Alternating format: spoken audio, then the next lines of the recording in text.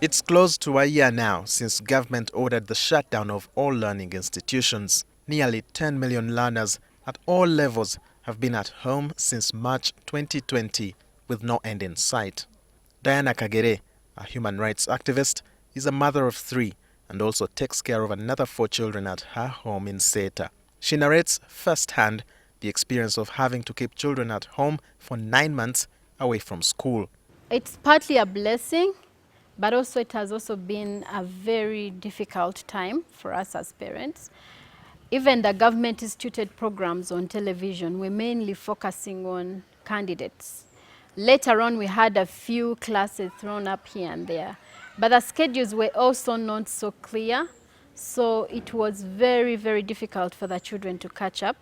With the help from the learning materials provided by government and the teaching programs broadcast on various media houses, Kagere says she did her best, but she has now really reached her limit. We reached a point where it was too much.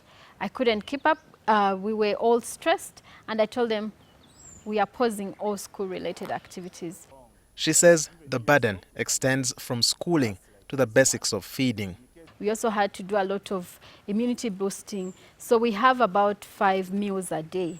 And some of the schools where the children go, they started online tutoring, which we also have to pay for monthly at 100,000, then buy the child a gadget, and then buy data. According to a UNICEF report, by end of April, school closures had affected 1.3 billion learners in 186 countries, or 73.8% of total enrollment. This as nearly all African countries practiced countrywide school closures. Only yesterday, the National Council for Higher Education, through a press release, announced a 3-month closure extension for higher institutions of learning. The permanent secretary in the Education Ministry, Alex Kakoza, via his Twitter account said government had not yet agreed to reopening schools for non-candidate classes.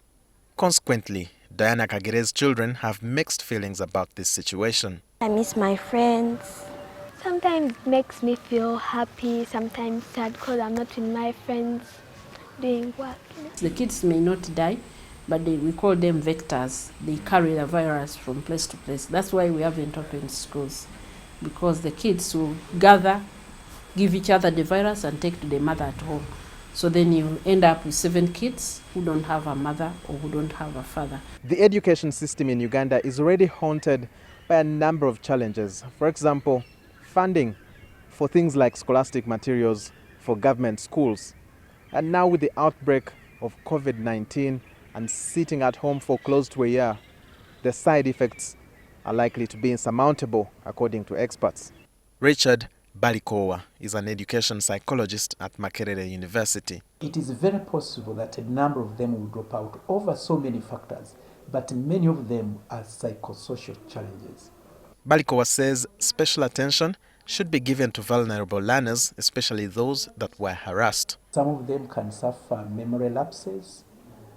Some of them can even develop into unfortunate conditions where wounds are created onto their side. Call it the post-traumatic stress disorders. He advises the government to plan to recruit counselors. Because if that is not done, then we are much more likely to have trouble amongst these developing people. The United Nations Educational, Scientific and Cultural Organization, UNESCO, is monitoring the impact of COVID-19 on schools around the world. Their report shows that 10,646,478 learners have been affected in Uganda.